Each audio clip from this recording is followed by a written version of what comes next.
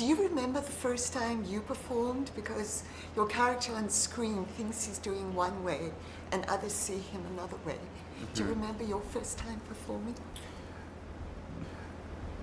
My first performance was singing Christmas carols on the street in Westwood with my siblings. What a fantastic memory. It really was, actually. It was great. I know I'm winner. I know that I'm hot. This is the Phoenix family. Get straight to the top. Gonna make it. Gonna make it. And with talent like this, these kids are really gonna make it. Gonna make it. Gonna make it. Gonna make it. Gonna make it.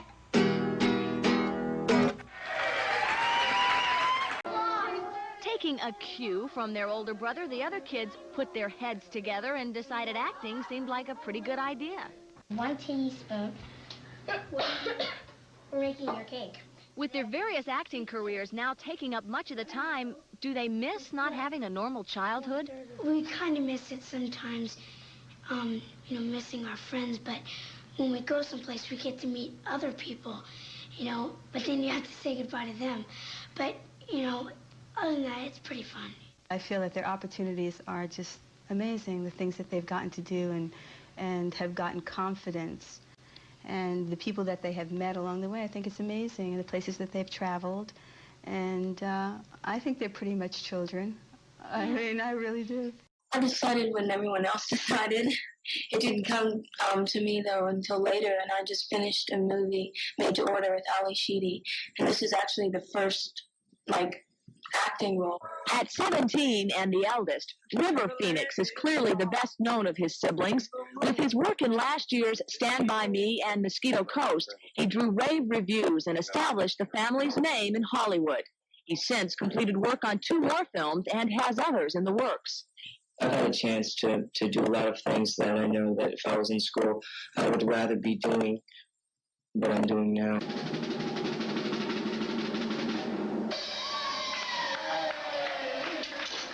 There's an old saying, of course, that goes, the family that plays together stays together. And for the Phoenix family, nothing would suit them better than to all work on a project together. That opportunity comes up, we'll do it. I mean, we have been working on a book and a screenplay of our adventures and what we've been doing, so we hope, sure, in the future something will come out. Brian, can you read this? I can't figure out some of the words. Is it a school book? No. Mom used to read it to me. You don't want to hear about Brian.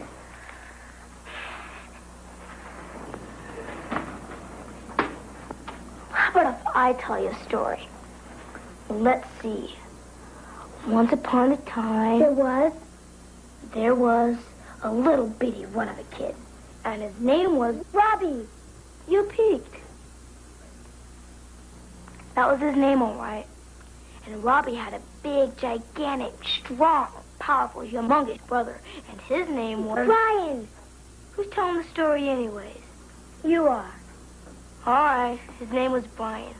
And Brian was so big, he could pick up his little bitty one of a brother and throw him in the air so hard that when he fell, he fell with a big bump. Oh. Watching lots of people, my brother and everybody, and also just talking to them. My brother and I always talk to each other and my sisters and everybody. Whenever some new script comes in the house or some new role, it's always on the family's mind for the day, and we all sort of talk about it and go through it, and it is a big help. It's our choice. Yeah. And we could always, I have the freedom to totally stop anytime I want and go to regular activities. I'm not pressured to stay in the business.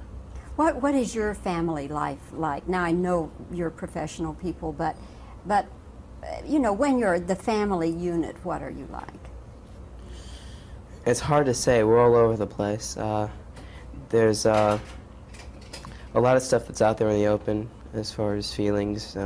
If you get angry, it's out there. It's out there. Everything's out there. It's really honest and immediate, and because of that, we don't let things build up too long so that we can deal with it and talk about it. And there's not many head games that go on. If we're upset, we don't show it by walking around with a real grim look on our face for hours and hours on end. You know, we'll deal with it, and we won't, you know, we replace the guilt that most people give each other when they're upset with someone else with real honest feelings, whether they be positive or drastically negative. Are there times, well, first of all, let me ask you, what is your age now? 17. Okay. When you were younger, particularly, and you had some disagreement with your parents, and you would voice that disagreement, and they'd say, I don't know, maybe your parents didn't, but most parents say, because I said so, because this is the way it's got to be. Now, would you have that in your family? A lot of times, well, most of the time, if not all the time, my parents deal with all the kids on a very equal level. It's not that I'm the parent, you're the kid, you know, listen to this. There's reasoning involved. We'll communicate our feelings, and you know, we'll negotiate and work it out. And you know, there comes a time where, you know, the parents, you know, have to put their fist down and say, this is, you know, what we have to do. This is better for all. And but usually, I mean, usually, I mean, if it's obvious that it's the right thing, you know, we'll agree on it. I mean, we're all reasonable people. And one thing that I was talking about with a friend earlier about what parents do that really annoys me, and I guess every parent does it to all the kids, is when you know, they say, listen, it's time to go to sleep now. I mean, speaking when I was younger, it's time to go to bed now. And then you'll say, well, you know, I want to go out, I want to do this, this, and that, and they'll say, no, this is what, you know, you should be doing. You have an early call tomorrow morning or something. You have responsibilities to attend. You should get some sleep. And you'll say, well, what time is it? And they'll say, time to go to sleep. Or, you know, that little twist of, oh, you want to just, you want to... You want to say, give me a fighting chance. Something like that, yeah. I grew up in Los Angeles and a little bit in Florida, actually, and then New York, and then back to LA now. A bit of a gypsy, yeah. I still have that spirit, that wandering spirit. I mean, I came here just to visit. I had so many siblings, which was great, so I was like a little pod of friends. And we were all really close in age. My brother River and I always put music together. So we toured like when I was 16, 17, 18. At that point I knew this is clearly what I want to do. My brother picked up a guitar when he was 3 and just didn't ever put it down. Yeah. He was kind of obsessed with playing guitar. Right.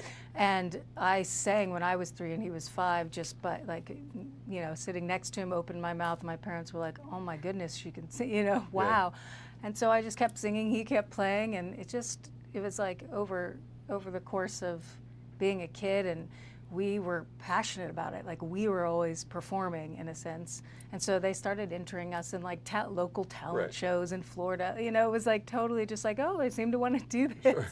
And you know, the rest is kind of history. Yeah, so then we went to California, and it just kind of happened. Like, yeah.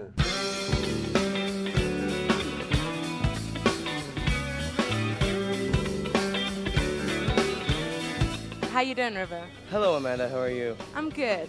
Now, you're better known for your movies. You know, has that helped or hindered you with this band? I don't think it really makes a difference. I mean, once people see the band and hear the music for what it is, all preconceptions vanish.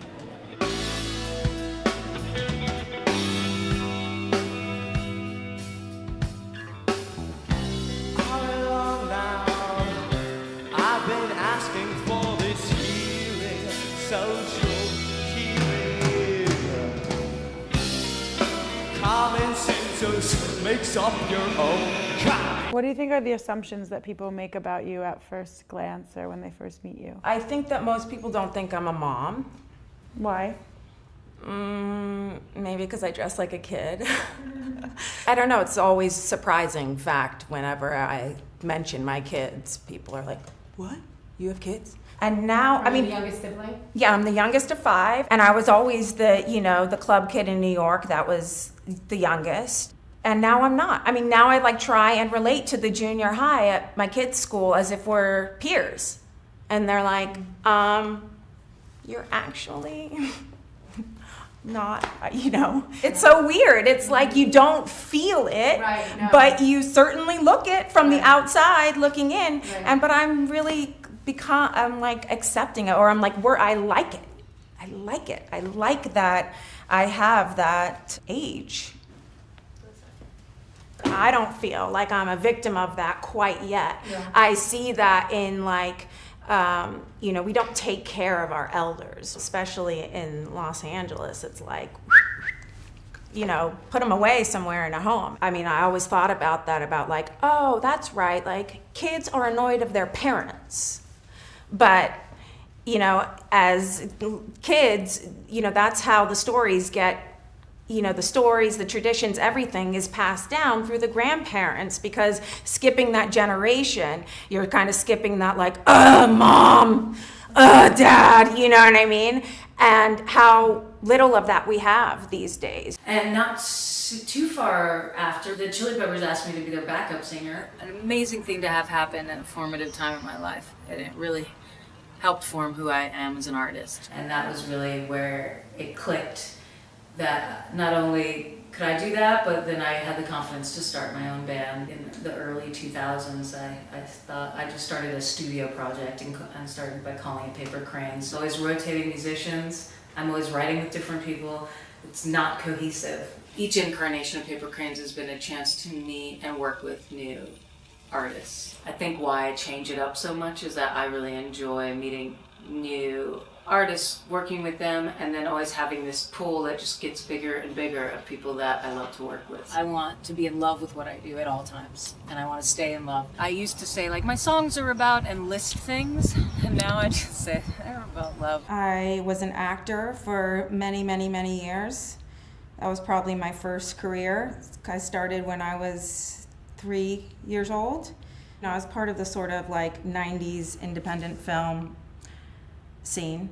I really stepped out as soon as I got pregnant with my first child. Did you want to kind of stop by the time you were pregnant, or did your pregnancy just kind of make you stop? Yeah, my pregnancy took priority, and then, I think in my naive mind, I was like, I'll go, pop this thing out and then get back on and that was like, it was actually quite devastating initially, and something that I felt myself just consistently going like, well, this isn't gonna work. Like, I'm not gonna be happy unless I can do this again, and how do I do that, But I also knew I wanted to have another child, and I didn't want to space it apart. And I also, the way that I was raising them, I knew that the two didn't mix at the time. Like, I breastfed for 2 years, both of them. I have been away from them maybe six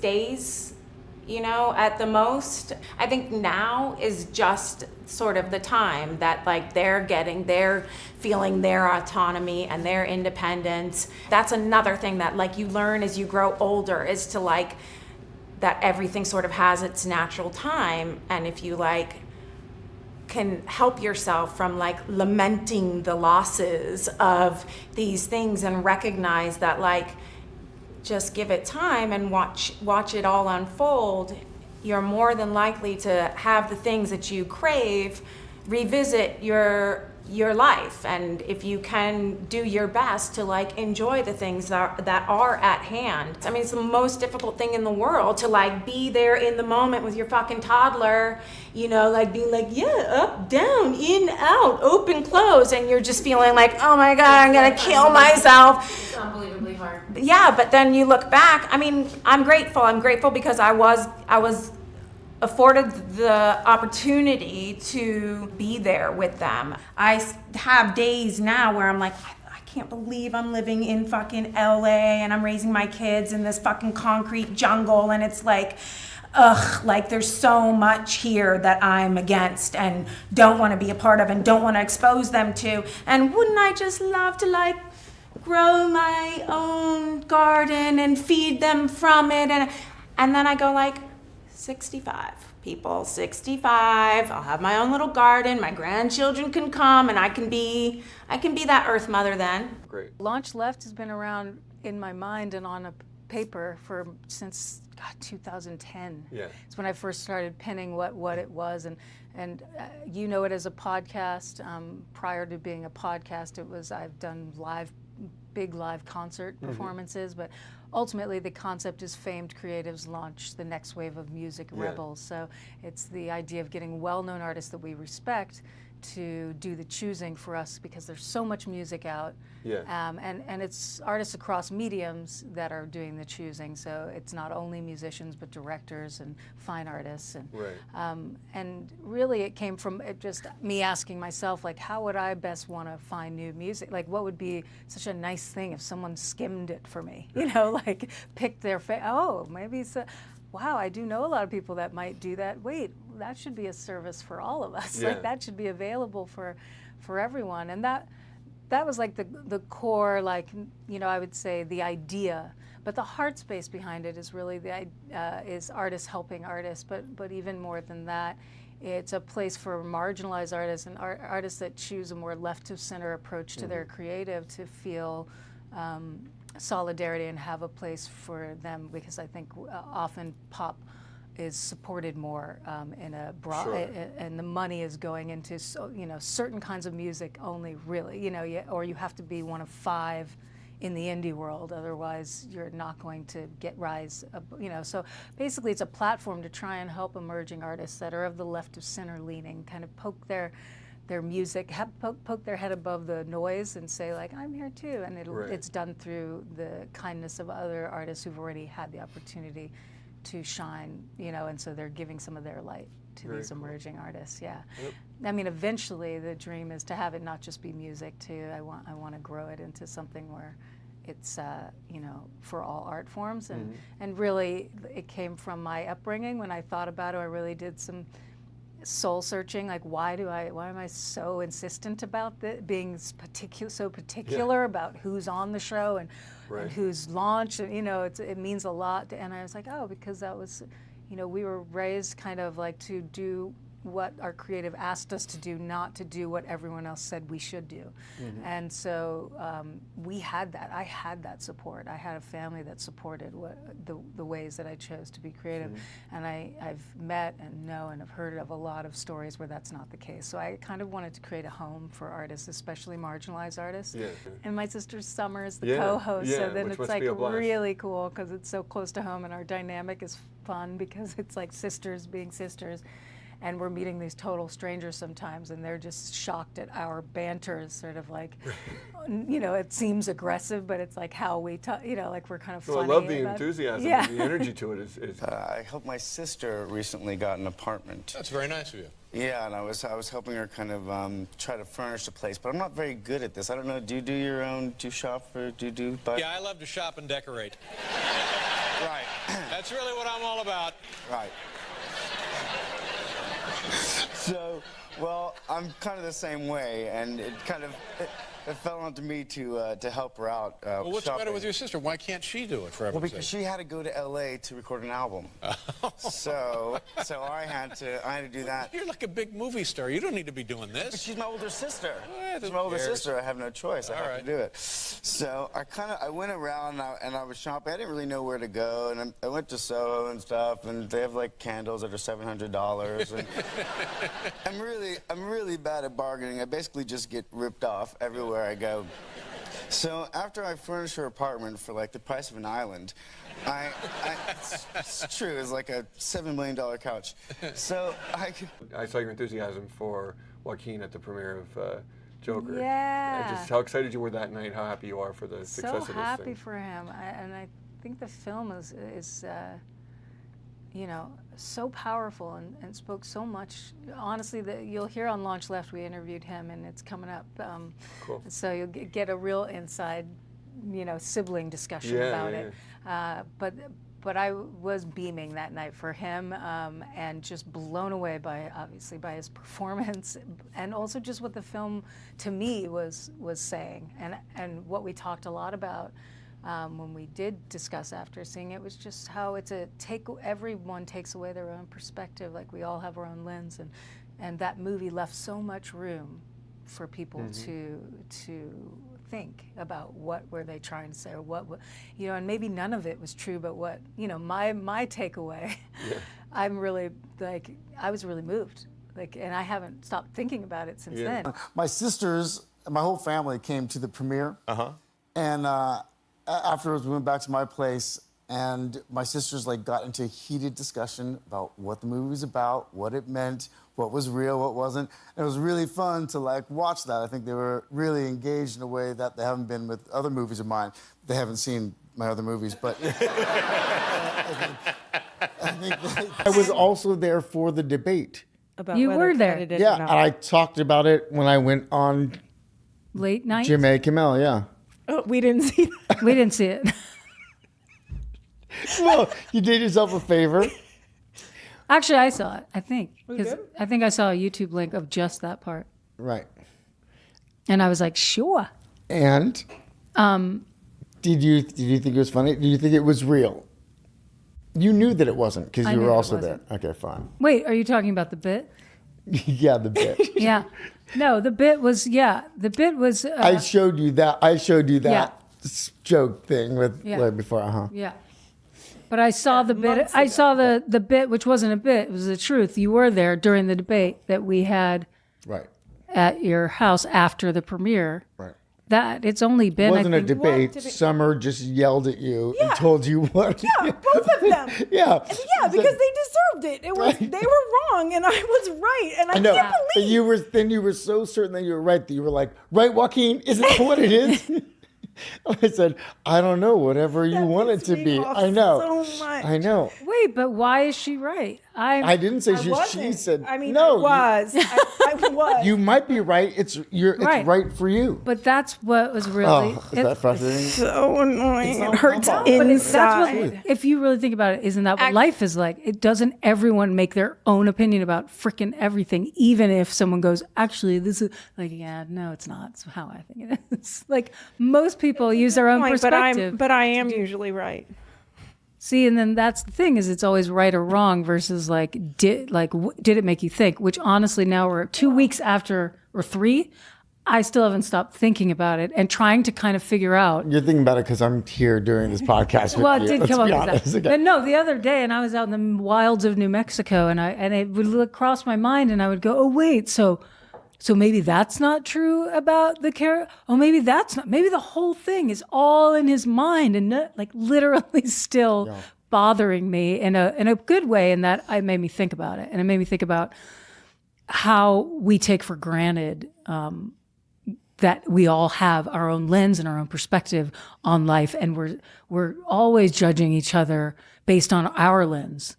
And we're never judging someone based on what they're telling us is the truth. For them, it's always like, yeah, I know what you really mean. I can feel your real intention. And I want to also acknowledge my dad, John Lee. He's the baddest motherfucker I ever met. And he instilled in me a great work ethic. And Todd, I can literally hear your eyes rolling.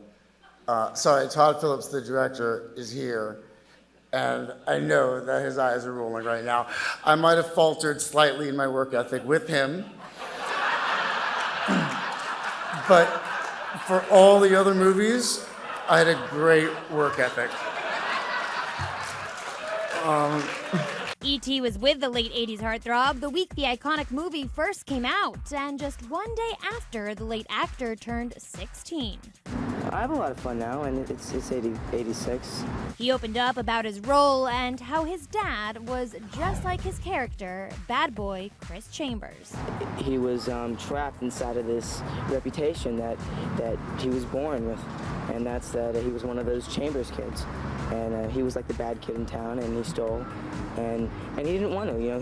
He wanted to, climb above that, and he just couldn't, because it was a small town and everyone knew him. How much of you is in the character Chris, do you think? Besides my looks, and in a way, I am kind of like a peacemaker, I'd say. And I don't know much of me isn't in the character, but I know my dad is in the character a lot. Because my dad had the similar lifestyle that Chris had. My dad kind of grew up in a small town, and he was like the bad kid, juvenile hall. He went through all of that kind of stuff. And he's told me about all of it, so in a way I felt really close to Chris. What makes you laugh? What makes you cry?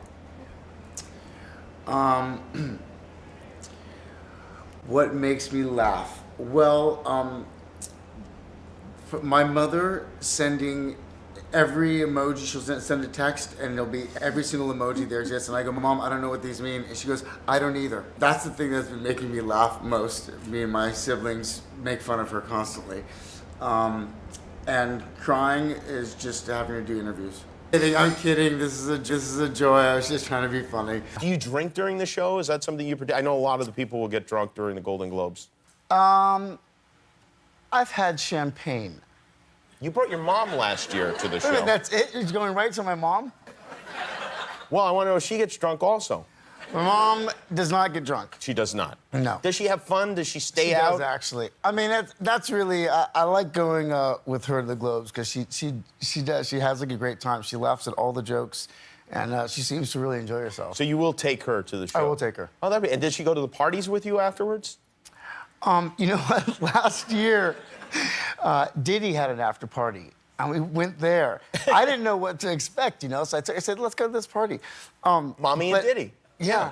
But all the waitresses are wearing lingerie. And, like, it's a very, like, overtly sexual kind of party, you know? And so my mom is, like, ordering drinks from these waitresses in lingerie. But the thing is that my mom can, like, boogie. Like, she gets down, she doesn't around, like, she doesn't drink. But she likes to dance, and she, like, set off the dance floor. It was so funny, man. The DJ was spinning, and nobody was dancing. And she, like, got out there, and she started dancing. And I walked out for a minute. I came back in, and she was dancing with Usher, like, kind of like, but really, like, kind of like sexy. Yeah, it was like, yeah. So she has a good time. Welcome. Good. How are you doing? Three of those.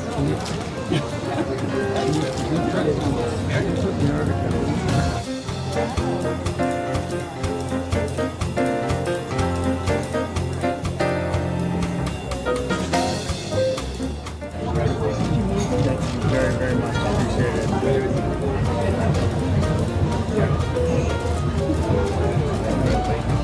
Joaquin, thank you all. Thank you.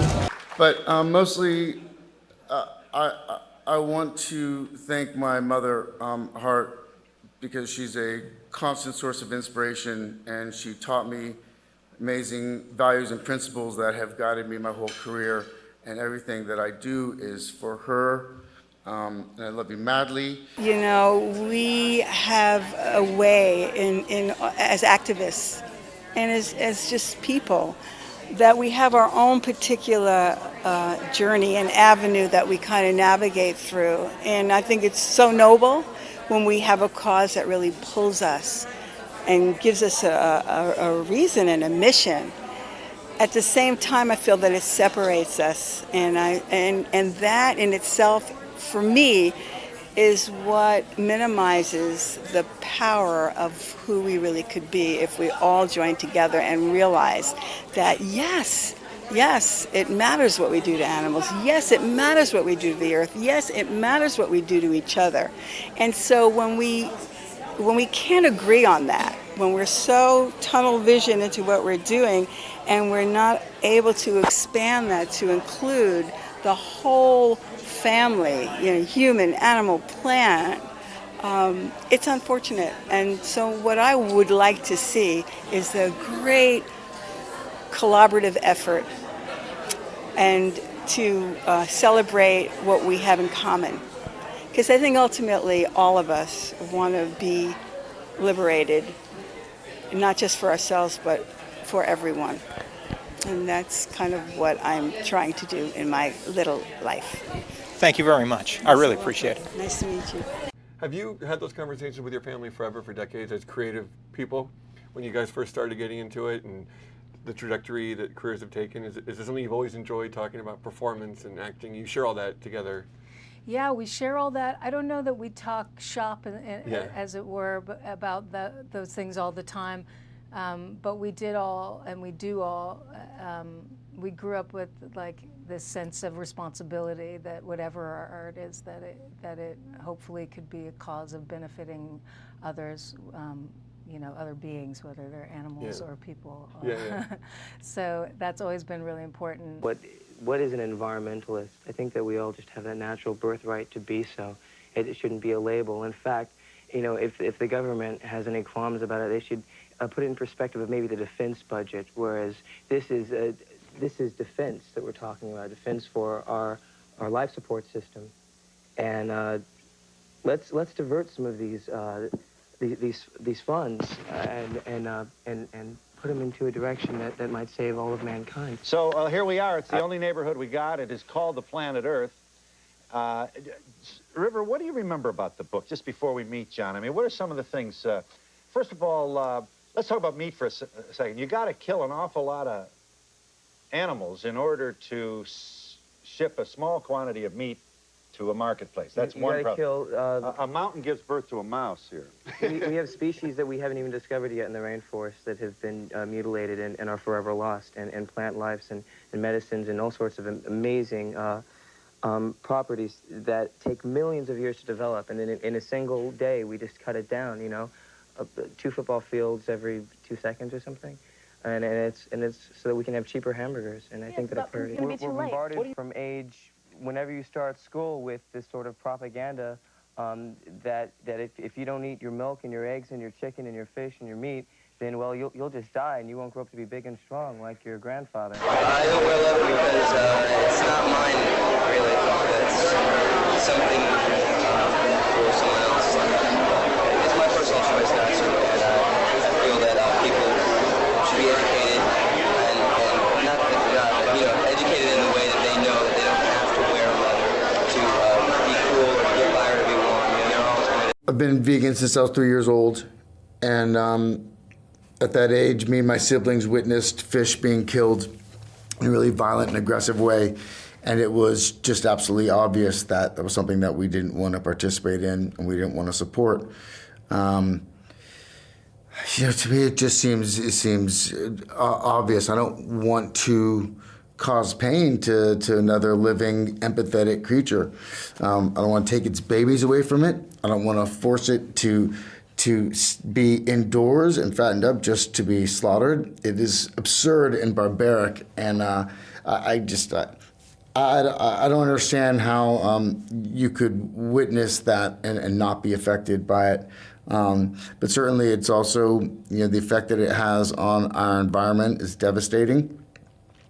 So for me, it's just it's my life, and it has always been my life, and it's really one of the most important things to me.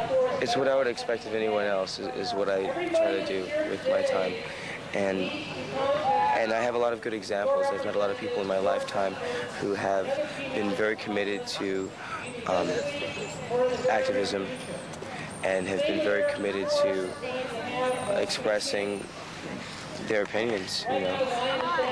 And when we have that as an option, which we do as Americans, why don't we take that chance more often? Why don't we, you know, extend ourselves into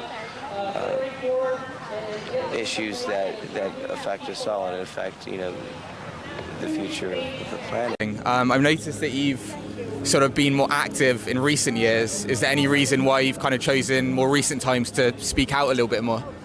I think maybe that's true in some ways. I think also might have to do with a certain level of visibility that I might have now, so maybe people are more aware of ways that I'm participating. But I think it is true in some ways that I'm trying to be more active now. I don't know what the reason is, honestly. Was it in the back of your head maybe sorry to cut you off, was it maybe a motivation early on in your career that you could make it to the top and kind of hold back that message until you're at the top, or was it kind of just an organic thing? No, I think that when it's your time to step up, then it comes to you. You know, I think I've always had a hard time imposing my own personal beliefs on others or my values, right? I've never wanted to do that. I've wanted to encourage people to understand where I'm coming from. But I think that things are really dire right now.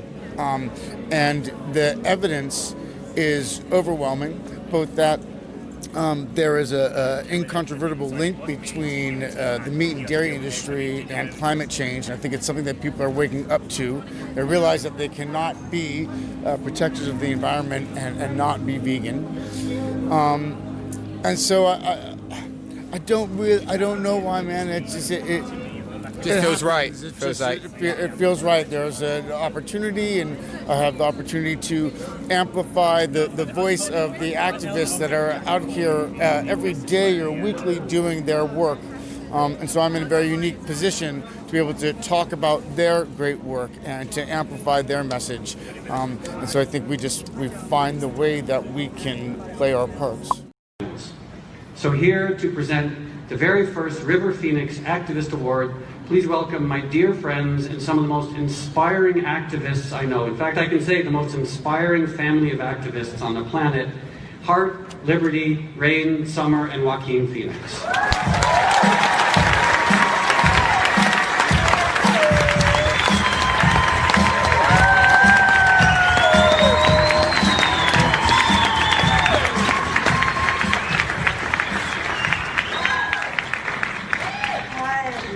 Joy to be here. I was just going to speak, but they said there was a teleprompter and there's a certain speech that we wrote and then it's not there. So, hello. Again, I just want to take a look and feast my eyes because I've been to these events from the very beginning and there were very few people, and certainly this is one of the great joys of my life right now. So I want to let you know, this is our family. I'm very proud of them. My son River never saw himself as being separate from others. In fact, his great passion was highlighting our unity and the interconnectedness of humans, animals, and nature. And he took personal responsibility for his beliefs by becoming vegan. And that was many years ago. That was almost 40 years ago that we've been meeting. His commitment, and through his commitment to not harming, and his courage in the face of adversity, because at that time it was so different. He inspired not only our families, but the world. Excellent. Hello, guys. Good to see you all. And up top, everybody right here to your left. Joaquin. Joaquin. Joaquin is me. On your left, on your left. On your left side, Joaquin. Guys, this way, everyone on the left side. Joaquin, this way.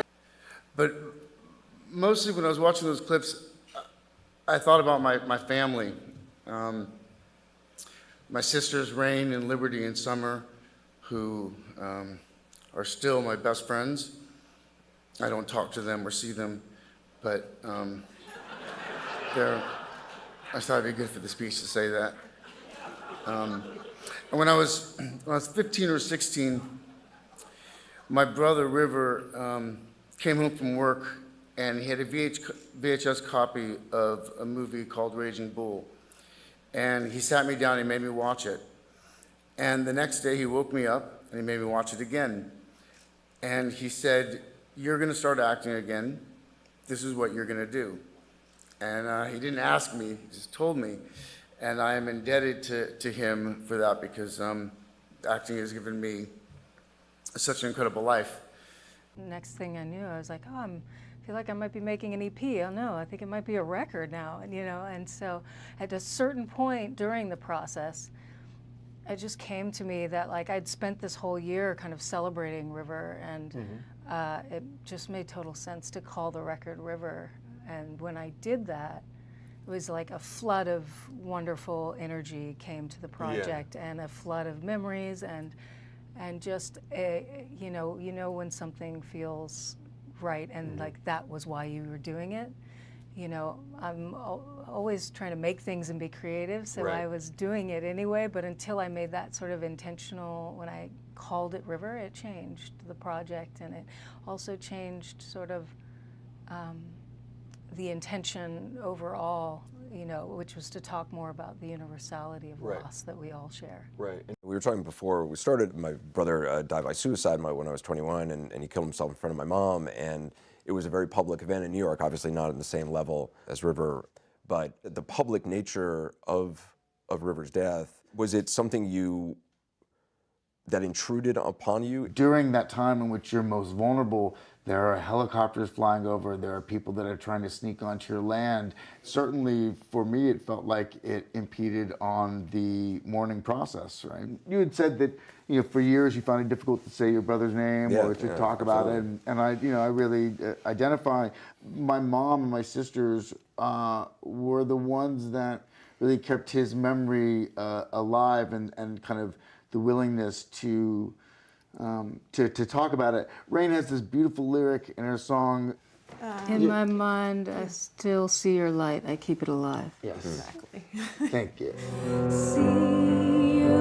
Rain Phoenix just released an album called River, and it's inspired by River Phoenix, her brother. Obviously, it's very personal. Many of the songs are inspired by River Phoenix, and a lot of the family's involved with the River Phoenix Center for Peace Building, which is based on the life that he led and the ideas that today he might still have, and the kind of life he might be leading today. When River passed, Jeffrey just kind of moved into the family, and we've been together 26 years. One of the things that you focus on is restorative justice. What is restorative justice? Restorative justice is really a practice of addressing harm and having an opportunity for people who are impacted by violence or crime or disruptions to have a stake in the healing and the reconciliation. I mean, everybody's yearning for the same thing as a human being, I think. You know, to be safe, to be loved, to be connected, to be heard, to be valued. You know, their mom was saying, you know, there is no timeline for grief, that this is something which, you know, there are moments she's driving her car and all of a sudden, you know, she starts crying and memories come back. The grieving process happens out of nowhere. You know, I'll be driving and all of a sudden I will feel it and I'll just welcome it. Oh, yeah. And yet they're also able to smile and talk about him, and it gives them pleasure to talk about him. There's always been a presence in all of our work and the paths that we took individually and collectively. You still feel that you feel his presence in what you do? Absolutely. I mean, I think in virtually every movie that I made, there was a connection to River in some way. I think that we've all felt his presence and guidance in our lives in numerous ways. And I think we fear the idea of personal change because we think that we have to sacrifice something to give something up.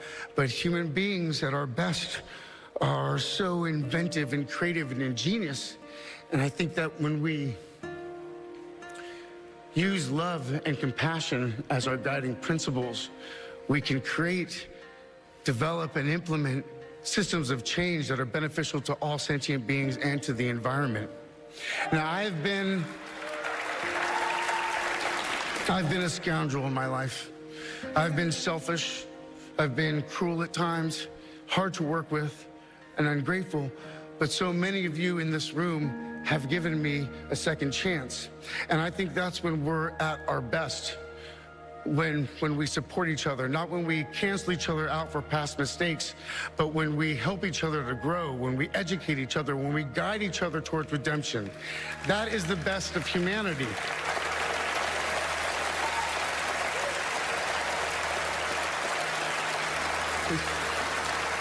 When he was 17, my brother wrote this lyric.